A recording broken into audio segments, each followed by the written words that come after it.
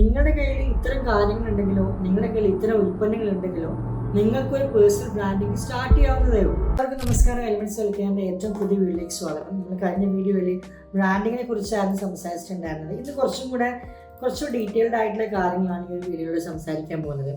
അപ്പോൾ എന്തായാലും ബ്രാൻഡിങ് എന്താണെന്നുള്ളതും എന്താണ് പേഴ്സണൽ ബ്രാൻഡിങ് എന്നുള്ളത് കുറച്ച് കാര്യങ്ങളായിട്ട് നമ്മൾ സംസാരിച്ചിട്ടുണ്ടായിരുന്നു.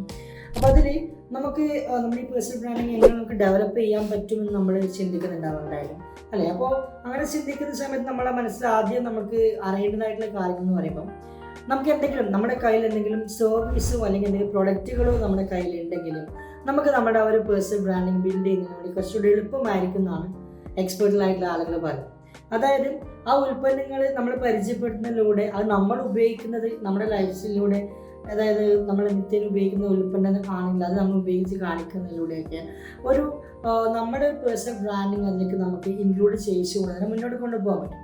അതുപോലെ തന്നെ ഇപ്പോൾ നമുക്ക് എന്തെങ്കിലും ഒരു മാർക്കറ്റിംഗ് റിലേറ്റഡ് ആയിട്ടുള്ള കാര്യങ്ങൾ അല്ലെങ്കിൽ ഡിജിറ്റൽ മാർക്കറ്റിംഗ് പോലുള്ള ഒരു സ്കില്ലുള്ളവരാണെങ്കിൽ നിങ്ങൾക്ക് അത് സെല്ല് ചെയ്തുകൊണ്ട് അത് പഠിപ്പിക്കുന്ന രീതിയിൽ ആ ഒരു എന്താ പറയുക, നമ്മുടെ കയ്യിൽ എന്തെങ്കിലും സർവീസ് ഉണ്ടെങ്കിൽ ആ ഒരു രീതിയിൽ നമ്മൾ ചിന്തിക്കുന്നതിലൂടെ അത് ആളുകൾക്ക് പറഞ്ഞു കൊടുക്കുന്നതിലൂടെയൊക്കെ നമുക്കൊരു പേഴ്സണൽ ബ്രാൻഡിങ് എന്തായാലും ബിൽഡ് ചെയ്യാൻ പറ്റും. അപ്പോൾ പേഴ്സണൽ ബ്രാൻഡിങ് ബിൽഡ് ചെയ്യുന്ന സമയത്ത് നമ്മൾ കുറച്ച് കാര്യങ്ങൾ ശ്രദ്ധിക്കേണ്ടതായിട്ടുണ്ട്. അതിൽ ഒരു ഇമ്പോർട്ടൻ്റ് ആയിട്ടുള്ള കാര്യമാണ് ഒരു സ്റ്റോറി ടെല്ലിംഗ് എന്ന് പറയുന്നത്. അതായത് നമ്മളൊരു സാധനം നമ്മളൊരു സർവീസ് ഒരാളിലേക്ക് എത്തിക്കുന്ന സമയത്ത് അതെങ്ങനെയാണ് അതിൻ്റെ ഒരു ഡീറ്റെയിൽസ് എങ്ങനെയാണെന്നുള്ളത് ആളുകളിലോട് പറഞ്ഞു കൊടുക്കുന്നതിന് വേണ്ടി അല്ലെങ്കിൽ ആളുകൾ കാണിച്ചു കൊടുക്കുന്നതിന് വേണ്ടി ഒരു കൃത്യമായിട്ടുള്ളൊരു മെത്തേഡ്, ആ മെത്തേഡിനെയാണ് സ്റ്റോറി ടെല്ലിംഗ് എന്ന് പറയുന്നത്. സ്റ്റോറി ടെല്ലിംഗ് എന്ന് പറയുമ്പോഴും കാലങ്ങളായിട്ട് എല്ലാ എക്സ്പേർട്ട് ആയിട്ടുള്ള കോണ്ടന്റ് ക്രിയേറ്റേഴ്സും അതുപോലെ തന്നെ കണ്ടന്റുകൾ ഉണ്ടാക്കാൻ ആഗ്രഹിക്കുന്നവരും ചെയ്യുന്ന അല്ലെങ്കിൽ അവർ ശീലിച്ചു പോകുന്ന ഒരു രീതിയാണ് ഈ ഒരു സ്റ്റോറി ടെല്ലിംഗ് എന്ന് പറയുന്നത്. സ്റ്റോറി ടെല്ലിങ്ങിനെ കുറിച്ച് നോക്കുവാണെങ്കിൽ നമ്മളൊരു 3 പാതയിലൂടെയായിരിക്കും നമ്മൾ ആളുകളിലേക്ക് കടന്നു പോകുന്നുണ്ടാവും. അതായത് ഒരു പ്രോബ്ലം, അതായത് നമ്മൾ ഫേസ് ചെയ്തിട്ടുണ്ടായിരുന്ന അല്ലെങ്കിൽ നമ്മൾക്ക് അറിയുന്ന ഒരാൾ ഫേസ് ചെയ്തിട്ടുണ്ടായിരുന്ന ഒരു പ്രശ്നത്തെക്കുറിച്ച് നമ്മൾ സംസാരിക്കും.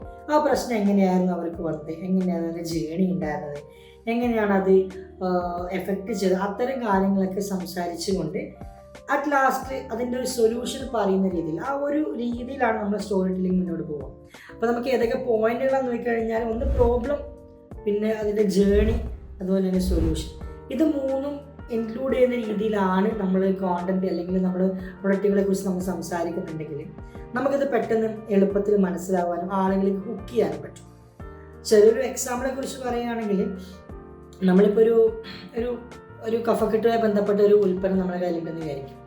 ഇപ്പോൾ ഈ പ്രോഡക്റ്റ് എനിക്കുണ്ട്, ആ ഒരു പ്രശ്നം, ആ ഒരു പ്രോബ്ലം എനിക്കുണ്ടായിരുന്ന സമയത്ത് ഞാൻ ഫേസ് ചെയ്ത ഇഷ്യൂസും കാര്യങ്ങളൊക്കെ ഞാൻ എക്സ്പ്ലെയിൻ ചെയ്തിട്ട് എനിക്ക് ഒരു ഉൽപ്പന്നം കിട്ടി അല്ലെങ്കിൽ എന്നോടൊരു ഉൽപ്പന്നങ്ങൾ സജസ്റ്റ് ചെയ്തു, അങ്ങനെ പറയുമ്പോൾ അതിൻ്റെ സൊല്യൂഷൻ എനിക്ക് കിട്ടും.